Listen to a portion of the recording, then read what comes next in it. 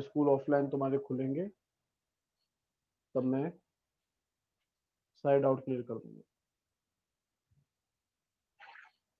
तो चलो आज की क्लास को स्टार्ट कर रहे हैं। नया दिन, नया चैप्टर, चैप्टर नंबर 4, जिसका नाम है chemical bonding. Chapter number 4, chemical bonding.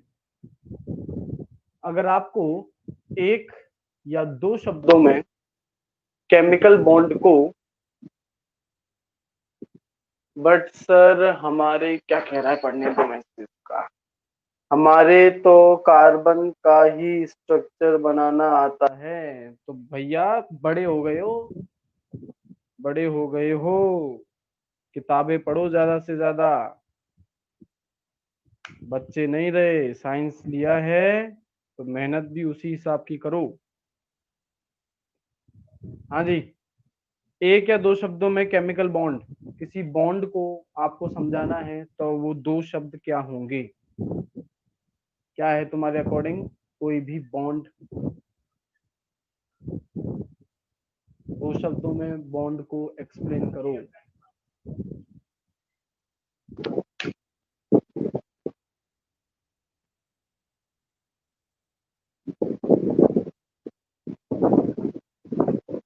चलो बच्चों, दो शब्दों में मैं जो क्वेश्चन पूछा उस पर आ जाओ। आपको 2 वर्ड्स, दो शब्दों में बॉन्ड, केमिकल बॉन्ड को रिप्रेजेंट करना है, समझाना है। तो वो दो शब्द आपके अकॉर्डिंग क्या होंगे?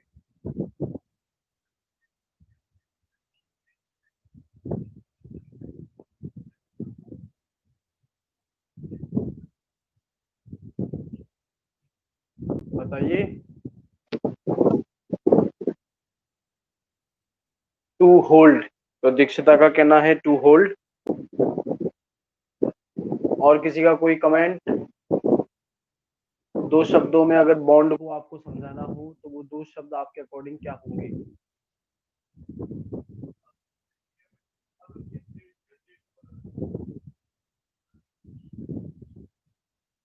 चलिए, और किसी का कमेंट आ नहीं रहा तो मैं ही बोल देता हूँ। वो दो शब्द होंगे अट्रैक्शन फोर्स। केमिकल बॉन्ड या बॉन्ड एक फोर्स है, और वो भी सिर्फ अट्रैक्शन फोर्स, रिपल्जन फोर्स नहीं। और जैसा दीक्षिता ने बताया, एक ऐसा फोर्स जो कि किन्हीं भी दो सब्सटेंसेस को एक फिक्स पोजीशन पर होल्ड करके रख सके, उसे हम लोग कह देंगे केमिकल बॉन्ड। देखिएगा, a chemical bond is a force of attraction. Chemical bond is a force of attraction which acts between which acts between two or more two or more atoms two or more atoms to hold them together, to hold them together at a stable position, at a stable position, stable position, stable position। ठीक है जी। तो ये chemical bond या जो attraction force है किस type का होगा, कैसे एक्ट करेगा, किन दो स्पीसीज के बीच में एक्ट करेगा, ये सब कुछ बच्चों डिपेंड करता है वैलेंस शेल में जो इलेक्ट्रॉन्स प्रेजेंट हैं उन पर। जैसा कि आपने ऑक्टेट रूल के बारे में सुना ही है कि हर कोई चाहता है, हर एटम चाहता है कि उसके आउटर मोस्ट शेल में टोटल 8 इलेक्ट्रॉन्स हो जाएं। अब इसके लिए या तो उसे इलेक्ट्रॉन लूज और गेन करना पड़ता है, या फिर उसे इलेक्ट्रॉन्स की शेयरिंग कर जानी पड़ती है, या फिर कभी कभी उसे अपने इलेक्ट्रॉन के पेयर्स को डोनेट करना भी पड़ जाता है। तो इन तीनों कंडीशंस को अलग अलग टाइप की केमिकल बॉन्ड नाम दिया गया है। एक को कहा गया है आयोनिक बॉन्ड, जो कि इलेक्ट्रॉन के लूज और गेन करने से बनती है, मतलब इलेक्ट्रॉनिक एक्सचेंज से बनती है। दूसरा जो मैंने एग्जांपल बताया जिसमें इलेक्ट्रॉन्स को शेयर किया जाता है, यहाँ पर जो अट्रैक्शन फोर्स मतलब केमिकल बॉन्ड जो बनता है उसको कहते हैं हम लोग कोवलेंट बॉन्ड। और थर्ड केस मैंने जो बताया जिसमें लोन पेयर ऑफ इलेक्ट्रॉन्स को आइदर लूज डोनेट और गेन किया जाता है, रिसीव किया जाता है, इस कंडीशन में जो बॉन्ड बनती है उसे हम लोग कह देते हैं कोऑर्डिनेट बॉन्ड। तो टोटल 3 टाइप की अपने पास में क्या हो जाती हैं, बॉन्ड्स हो जाती हैं। इन्हें हम लोग डिटेल में पढ़ेंगे, पर उससे पहले बॉन्ड जिस रूल के लिए बन रही है, जिस रूल को फॉलो करने के लिए बन रही है, हम लोग उसकी बात करते हैं ऑक्टेट रूल। हेडिंग बना दो, octet rule. Octet rule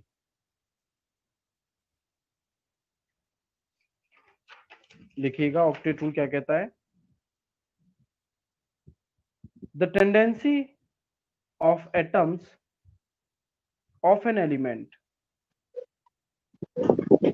the tendency of atoms of an element to attain stable to attain stable electronic configurations, to attain stable electronic configuration of 8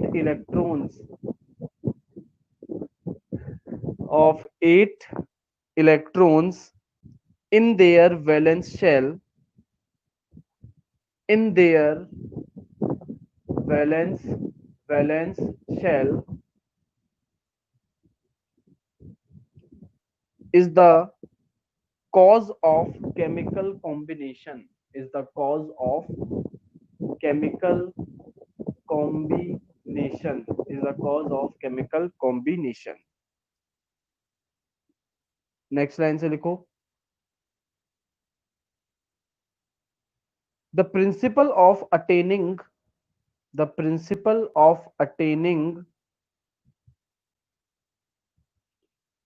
maximum of 8 electrons, principle of attaining maximum of 8 electrons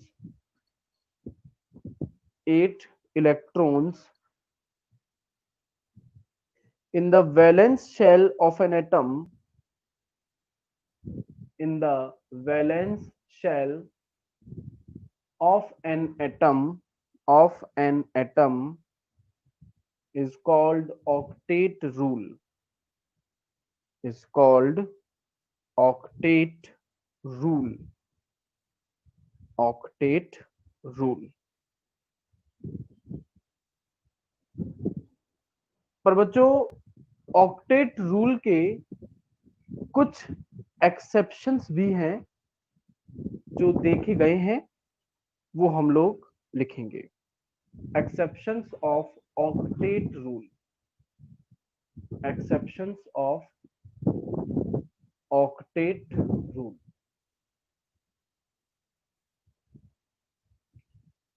पहला जो exception है वो है incomplete octet of the central atom, incomplete octet of the central atom of some molecules,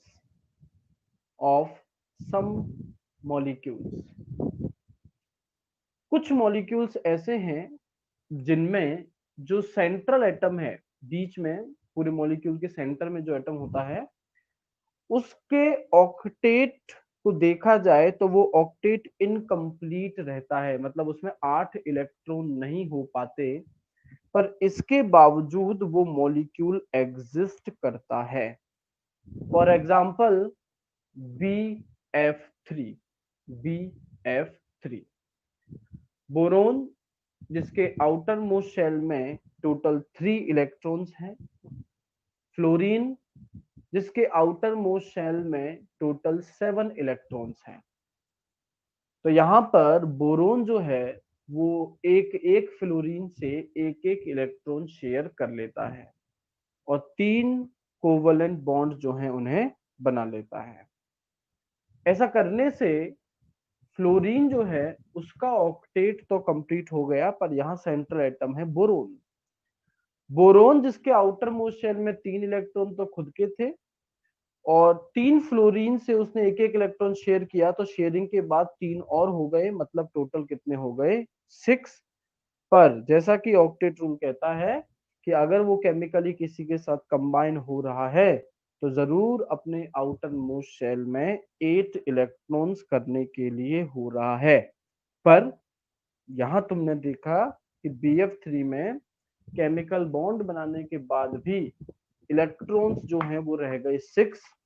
अभी भी ये electron deficient है। Example बना दो BF3।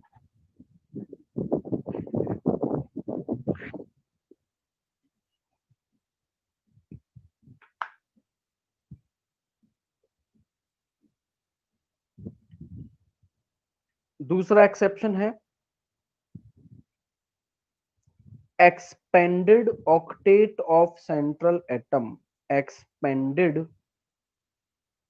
Octet of central atom, मतलब हम लोग यहाँ ऐसा एग्जांपल देखने जा रहे हैं जिसमें सेंट्रल एटम के आउटर मोस्ट शेल में 8 से भी ज्यादा इलेक्ट्रॉन्स हो जाएंगे। देखो बच्चों, एग्जांपल है PCl5, फॉस्फोरस पेंटाक्लोराइड। फॉस्फोरस जिसका एटॉमिक नंबर है बच्चों 15, कॉन्फ़िगरेशन होगा 2,8,5, मतलब आउटर मोस्ट शेल में टोटल इसके 5 इलेक्ट्रॉन मौजूद हैं। पर आप जैसा देख रहे हैं ये 5 क्लोरीन के साथ में बॉन्ड बना रहा है। हर एक क्लोरीन से ये एक एक इलेक्ट्रॉन शेयर कर रहा है। तो आफ्टर शेयरिंग 5 तो खुद के थे और 5 क्लोरीन की शेयरिंग के बाद में टोटल हो गए कितने इलेक्ट्रॉन्स? 10 इलेक्ट्रॉन्स। तो इसके आउटर मोस्ट शेल में 8 से भी ज्यादा इलेक्ट्रॉन्स हो गए हैं। ऐसा इसीलिए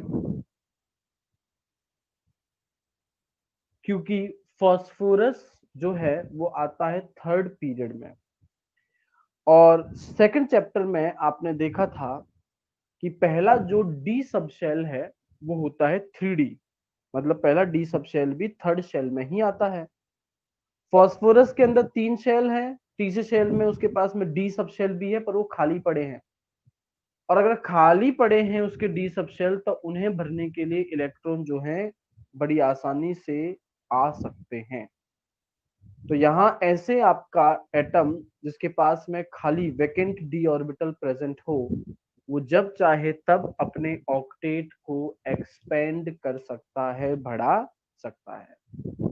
एग्जाम्पल हो गया PCl5।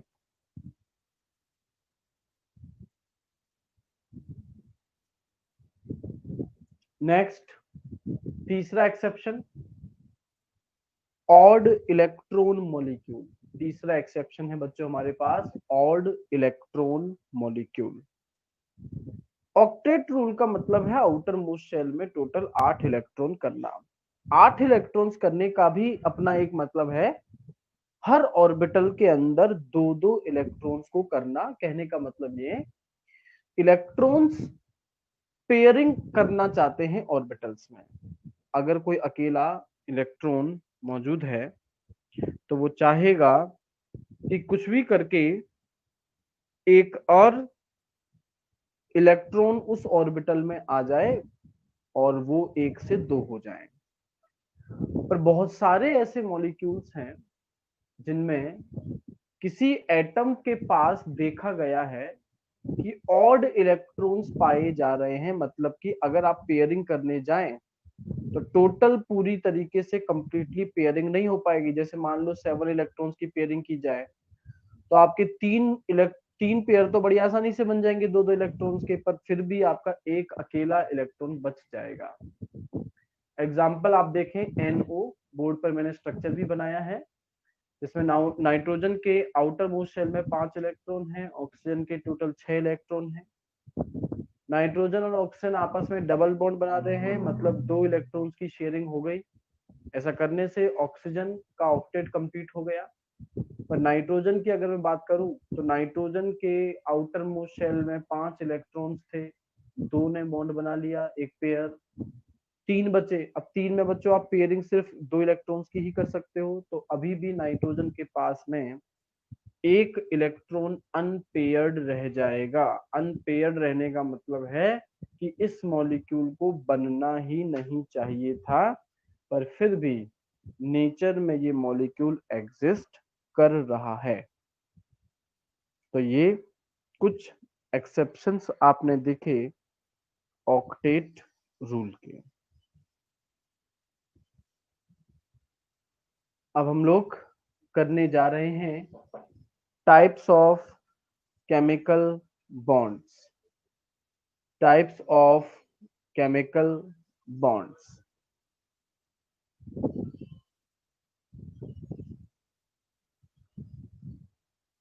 सबसे पहला जो टाइप हम लोग करने जा रहे हैं बच्चों, वो है आयोनिक बॉन्ड, जिसे इलेक्ट्रोवैलेंट बॉन्ड भी कहते हैं। आयोनिक बॉन्ड जिसे इलेक्ट्रोवैलेंट बॉन्ड भी कहा जाता है। जैसा मैंने आपको बताया कि कोई भी बॉन्ड एक्चुअल में एक फोर्स ऑफ अट्रैक्शन है, तो इस आयोनिक बॉन्ड की जगह आप एक फोर्स का नाम भी इस्तेमाल कर सकते हैं, जिसे कहते हैं electrostatic force of attraction. Electrostatic force of attraction, या फिजिक्स में इसे कहते हैं कूलाम्बिक फोर्स ऑफ अट्रैक्शन या कूलाम्ब फोर्स। ये नाम भी आपको मेंशन करने हैं, इलेक्ट्रोस्टैटिक फोर्स ऑफ अट्रैक्शन या coulombic force of attraction. Coulombic force of attraction.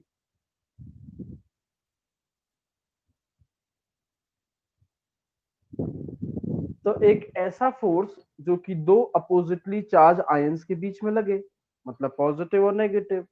और ये पॉजिटिव और नेगेटिव आयंस बने कैसे होंगे? इलेक्ट्रॉन की लूज और गेन करने से। देखिएगा, the type of bond,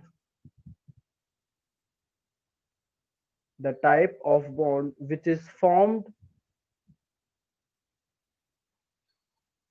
formed by exchanging of electrons,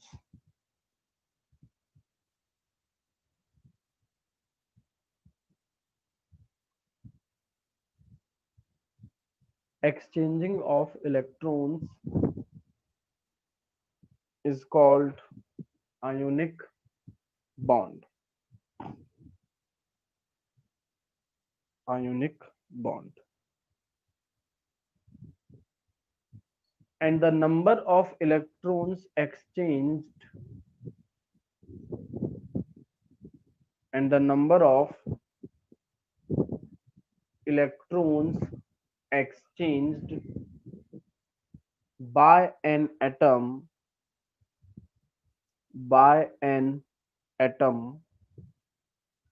to complete its octet, to complete its octet is called electrovalency, is called electrovalency of that atom, electrovalency of that atom। तो एक atom जितने भी electrons exchange कर रहा है अपने octet को fill करने के लिए, उसे बोलते हैं इलेक्ट्रोवैलेंसी ऑफ दैट एटम। अगर एक आयनिक बॉन्ड की फॉर्मेशन को हम लोग समझे बच्चों, तो सबसे पहला काम होता है एक एटम का इलेक्ट्रॉन को लूज करना। तो मैंने यहाँ पर एग्जांपल लिया, ए एक एटम है जो कि एक इलेक्ट्रॉन को लूज करके कन्वर्ट हो रहा है ए प्लस के अंदर। क्योंकि इस स्टेप में इलेक्ट्रॉन को निकाला जा रहा है, तो जैसा हमने थर्ड चैप्टर में पढ़ा, एटम को निकालने के लिए जो एनर्जी चेंज आएगा उसे हम लोग कहेंगे आयोनाइजेशन एंथैल्पी। तो इस केस में जो एनर्जी चेंज है उसे हम लोग del I H ionisation enthalpy कह रहे हैं। अब इलेक्ट्रॉन लूज कर दिया गया है तब उसे गेन भी किया जाएगा। तो सेकंड स्टेप में जो दूसरा एटम है आपका, जिसे इलेक्ट्रॉन चाहिए, मतलब नॉन मेटल, वो इलेक्ट्रॉन को गेन कर लेता है और कन्वर्ट हो जाता है आपका एनायन बी माइनस के अंदर। क्योंकि यहाँ इलेक्ट्रॉन ऐड हुआ है, तो जैसा थर्ड चैप्टर आपको समझाता है कि इलेक्ट्रॉन के एडिशन के टाइम जो भी एनर्जी में चेंज आता है उसे कहा जाता है electron gain enthalpy, del E G H. अब बच्चों ए प्लस बन गया है और बी माइनस बन गया है। अब ये ए प्लस और बी माइनस जो हैं, ये एक डेफिनेट अरेंजमेंट शो करेंगे। जैसा आपको कंप्यूटर के बारे में पता है कि भाई कंप्यूटर डिफरेंट डिफरेंट पार्ट्स का बना होता है। तो आप मार्केट से पार्ट्स खरीद के ले आए, मतलब आप ए प्लस और बी माइनस ले आए हैं, पर अभी वो कंप्यूटर थोड़ी ना कहलाएगा जब तक आप उन्हें सही तरीके से जोड़ेंगे नहीं। तो अब ए प्लस और बी माइनस भी आपस में सही अरेंजमेंट दिखाएंगे और एक डेफिनेट ज्योमेट्री 3 डायमेंशन में अरेंज होकर के जन्म देते हैं ये एक क्रिस्टल लैटिस को। क्रिस्टल लैटिस कहते हैं 3 डायमेंशनल अरेंजमेंट को। जो भी 3 डायमेंशन में अरेंजमेंट होता है आयंस का या फिर एटम्स का, उसे बोलते हैं क्रिस्टल लैटिस। अब ये एक क्रिस्टल लैटिस बनाएंगे, क्रिस्टल लैटिस बनाएंगे, और क्रिस्टल लैटिस बनाने के दौरान में जो भी एनर्जी रिलीज होगी उसे कहते हैं लैटिस एंथैल्पी, जिसको डेल एल कैपिटल एच से रिप्रेजेंट करते हैं। क्रिस्टल लैटिस कैसा होता है दिखने में, बोर्ड पे तुम्हें दिखाई दे रहा होगा। मैंने देखो बहुत सारे क्यूब्स बनाए हैं आप लोगों के लिए। इस क्यूब्स में बहुत सारे आपको डॉट्स दिखाई दे रहे होंगे, ब्लू कलर से और रेड कलर से। अगर ब्लू कलर से मैंने बनाया है कटायन को, तो रेड कलर जो है वो बच्चों होगा एनायन। क्या डायग्राम से समझ के कोई मुझे बता पाएगा कि यहाँ एक कटायन को कितने एनायन जो हैं, कितने एनायन घेर के रखे हुए हैं? मतलब आपका एक कटायन कितने एनायंस के टच में है?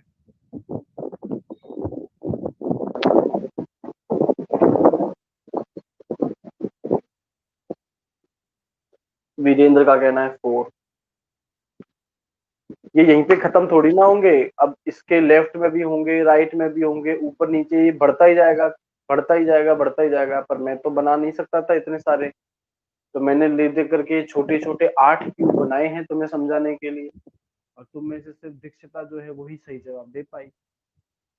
अगर तुम्हें एग्जैक्ट वैल्यू पता करनी है तो जो सबसे सेंटर में है, सबसे सेंटर में उसे पकड़ो। सेंटर में जो ब्लू डॉट है, एक रेड डॉट उसके पीछे है, एक आगे है, एक लेफ्ट में है, एक राइट में है, एक ऊपर है और एक नीचे है। तो इस टाइप के अरेंजमेंट को, 3 डायमेंशनल अरेंजमेंट को हम लोग नाम देते हैं क्रिस्टल लैटिस। एग्जाम्पल के तौर पर सोडियम और क्लोरीन NaCl की हम बात कर रहे हैं। सोडियम जिसके आउटर मोस्ट शेल की बात की जाए तो कॉन्फ़िगरेशन अगर 2,8,1 है, मतलब आउटर मोस्ट शेल में एक इलेक्ट्रॉन है, तो सोडियम अपने से एक इलेक्ट्रॉन को भी लूज कर देना चाहेगा, तभी तो उसके आउटर मोस्ट में अपने आप 8 हो जाएंगे। तो ये बन जाएगा sodium ion Na+ by losing 1 electron. दूसरी तरफ क्लोरीन की बात की जाए तो क्लोरीन जिसका कॉन्फ़िगरेशन 2,8,7 है, आउटर मोस्ट शेल में उसके 7 इलेक्ट्रॉन है।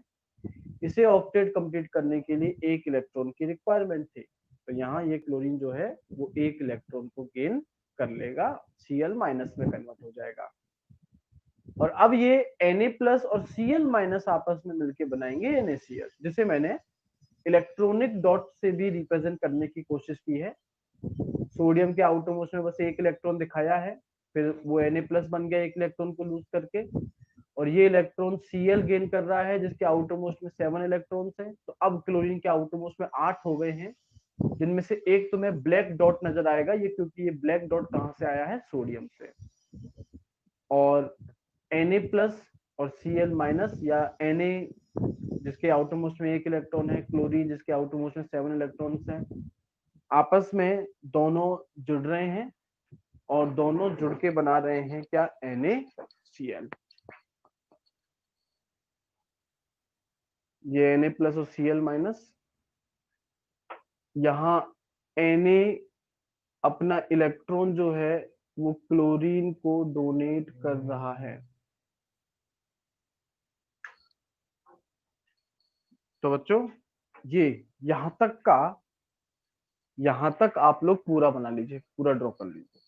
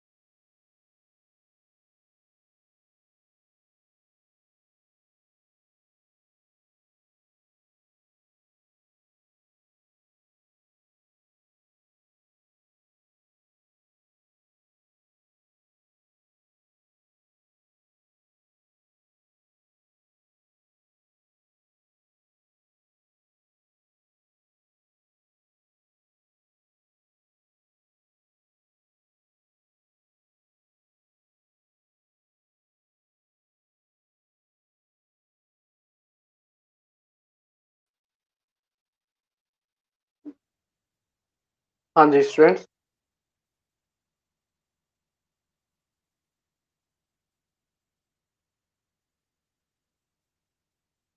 हाँ जी, तो लिखिएगा पहला formation of cation. Formation of cation, इसमें लिखिएगा the metallic atom the metallic atom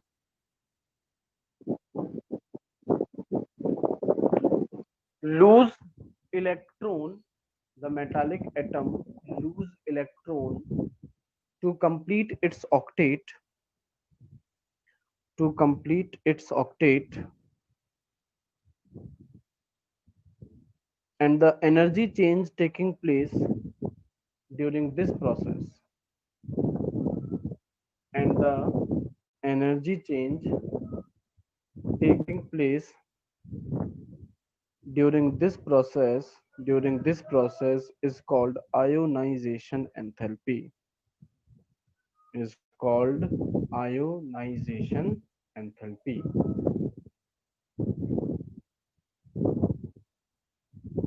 second, दूसरी स्टेप लिखिएगा formation of अनायन formation of अनायन formation of अनायन। हाँ जी, इसमें आप लिखिएगा now the non metallic atom now the non metallic atom gain electron gain electron released by metallic atom gain electron released by metallic atom released by metallic atom to form anion to form anion and the energy change taking place is called and the energy change taking place is called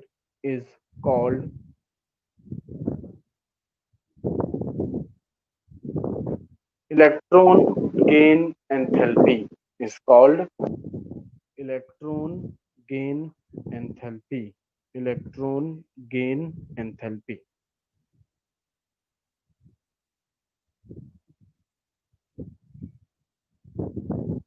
third step formation of a crystal lattice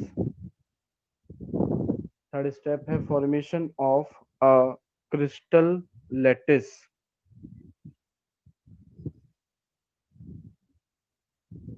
देखिएगा now cations and anions now cations and anions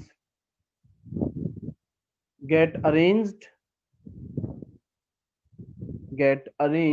in a definite manner in a definite manner to to give rise 3D three-dimensional 3D structure called called crystal lattice and the amount of energy released and the amount of energy released during formation of 1 mole during formation of 1 mole of crystal lattice is called lattice enthalpy।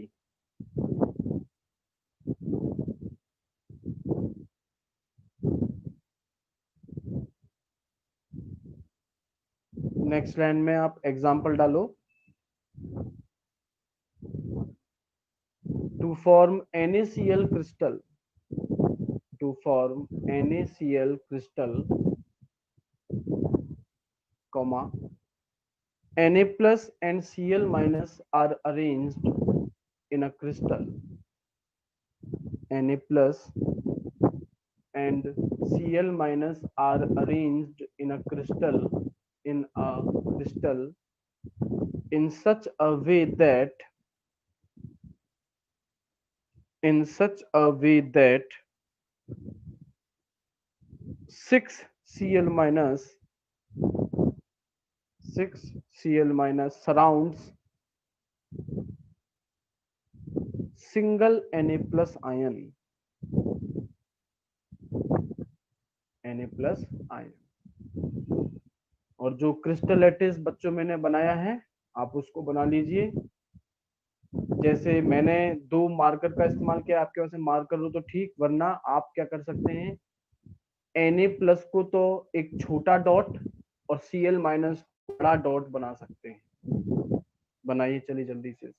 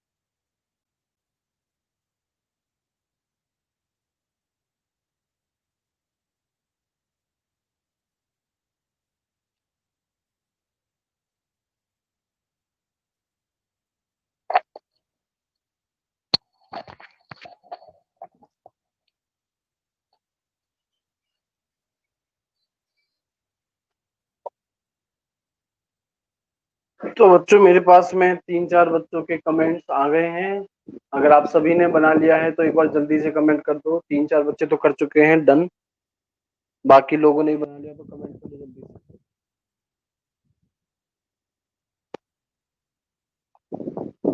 ठीक है,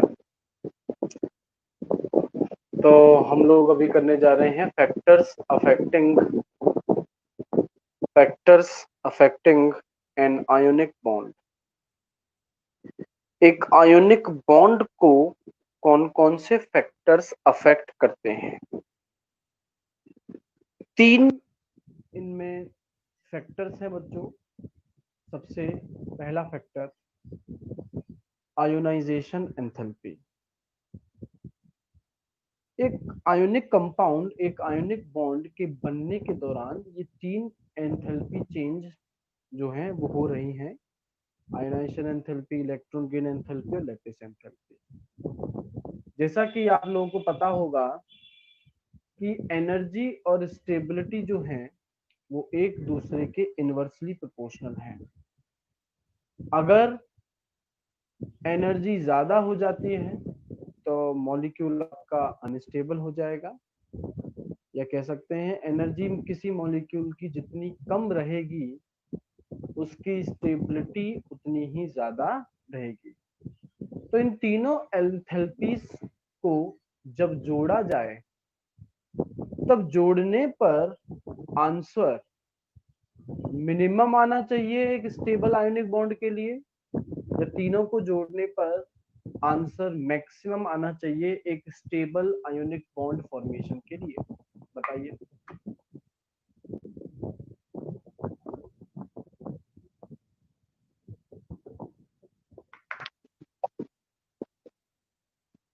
विशाल का कहना है maximum आना चाहिए।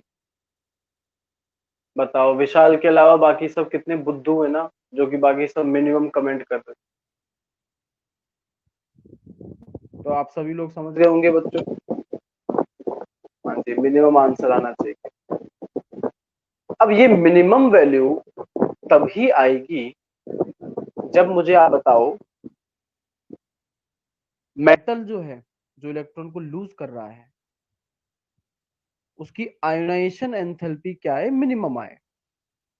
और ionisation enthalpy minimum कब आएगी?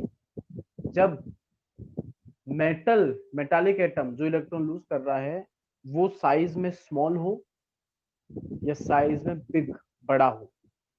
बताओ, आयोनाइजेशन एंथैल्पी मिनिमम कब आएगी? जब मेटालिक एटम साइज में छोटा हो, स्मॉलर हो, या बिगर हो, या साइज में बड़ा हो।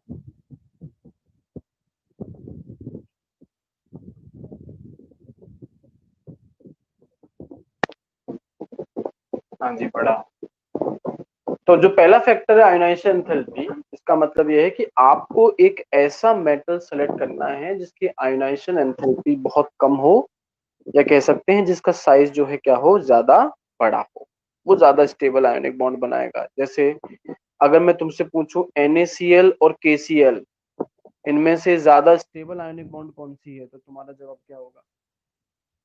NaCl और KCl में ज्यादा स्टेबल बॉन्ड किसकी है? NaCl की या KCl की?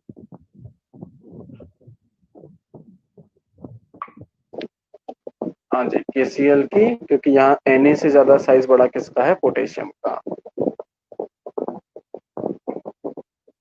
लिखिएगा इसके अंदर। For making a stable ionic bond, for making a stable ionic bond, comma, sum of all the three energy changes, sum of all the three energy changes should be minimum, should be minimum, full stop। Next line से लिखिएगा, hence a bigger metallic atom, a bigger metallic atom which have lower ionization enthalpy, which have lower ionization enthalpy,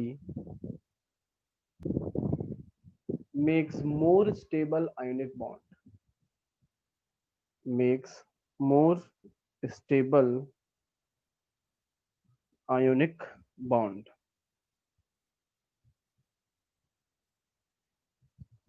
second factor, दूसरा factor है electron gain enthalpy, दूसरा factor है electron gain enthalpy.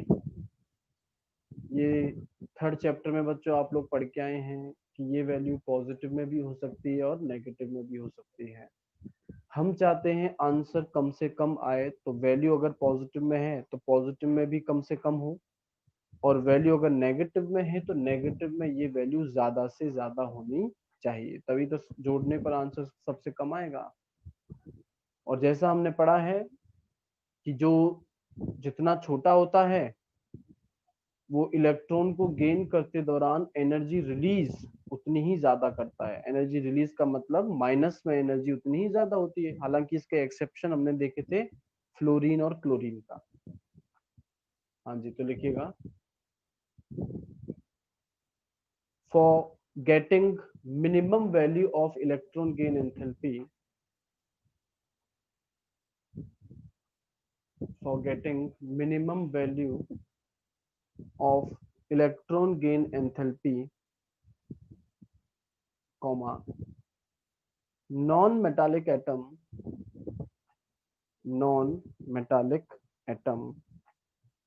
should be smaller in size, should be smaller in size। बस exception ध्यान रखना है इसके। तीसरा फैक्टर है बच्चों लैटिस एंथैल्पी। लैटिस एंथैल्पी हमेशा एनर्जी रिलीज्ड है, मतलब ये वैल्यू नेगेटिव में ही होगी। नेगेटिव में ये उतनी ही ज्यादा होगी जितना बड़ा मेटल होगा और जितना छोटा नॉन मेटल होगा। तो मतलब ये तो सिर्फ नाम के लिए है, एक्चुअल में जो दो फैक्टर्स हैं वो तो आपके आयोनाइजेशन एंथैल्पी और इलेक्ट्रॉन गेन एंथैल्पीज ही हैं। लिख दीजिएगा lattice enthalpy is more in negative when lattice enthalpy is more in negative when metallic atom is bigger and non-metallic atom is smaller।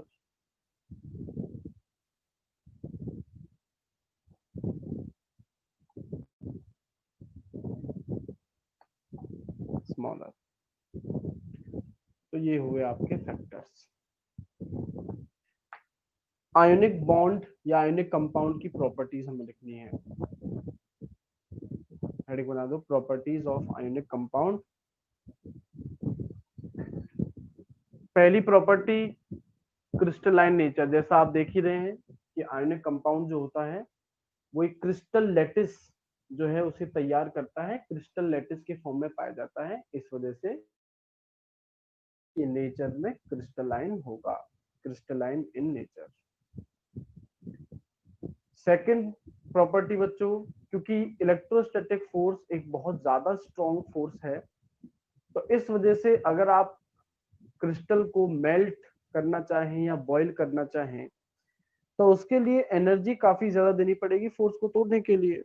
तो इस वजह से इनकी मेल्टिंग पॉइंट और बॉइलिंग पॉइंट जो है वो काफी हाई होते हैं। देखिएगा due to presence of strong electrostatic force,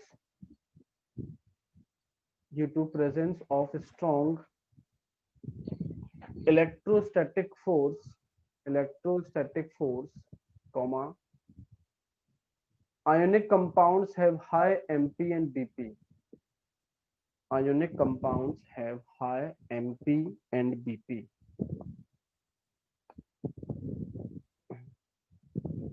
next property है बच्चों हार्ड बट ब्रिटल।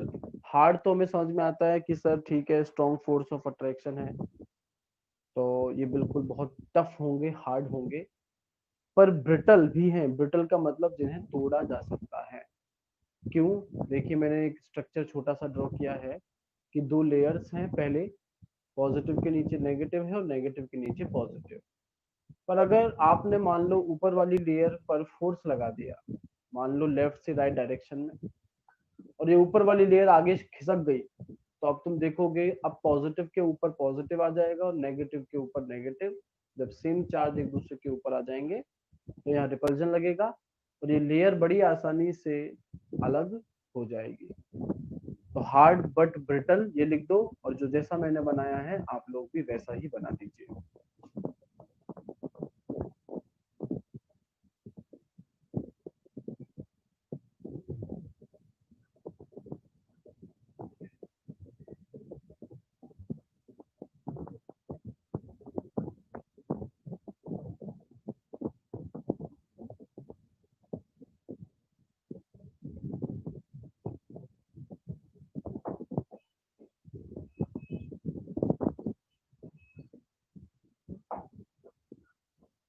नेक्स्ट अगली प्रॉपर्टी है सॉल्युबिलिटी।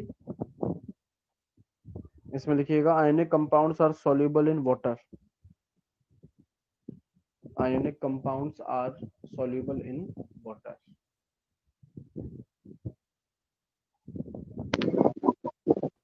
लास्ट प्रॉपर्टी जो है वो है conductivity. Conductivity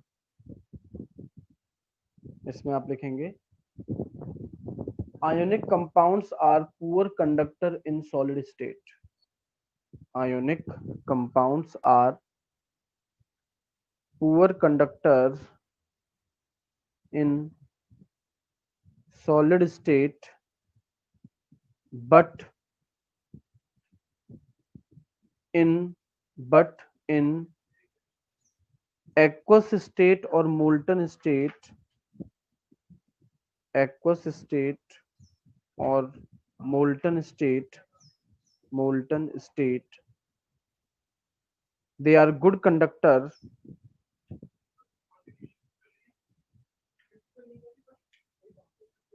due to presence of free ions. Due to presence of free ions. Presence of free ions. तो बच्चों ये आपने कुछ प्रॉपर्टीज देखी आयोनिक कंपाउंड या आयोनिक बॉन्ड की। नेक्स्ट क्लास में हम लोग जब आपसे मिलेंगे तब कोवलेंट बॉन्ड जो है उसे डिस्कस करेंगे। तो चलिए नेक्स्ट क्लास में मैं आपसे मिलूंगा।